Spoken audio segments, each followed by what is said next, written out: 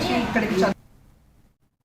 ఏలూరు జిల్లా చింతలపూడి నియోజకవర్గం నాగిరెడ్డిగూడెం గ్రామంలో ఎక్సైజ్ శాఖ మరియు పోలీసు శాఖల సంయుక్త ఆధ్వర్యంలో ఇంటింటికి వెళ్లి గార్డెన్ సెర్చ్ నిర్వహించారు.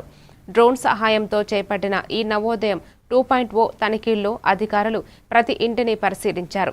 అటవీ ప్రాంతంలో నాటు సారాయి తయారీకి సిద్ధంగా ఉన్న సుమారు 200 లీటర్ల పులిసిన బెల్లపు ఊటను గుర్తించి ధ్వంసం చేశారు.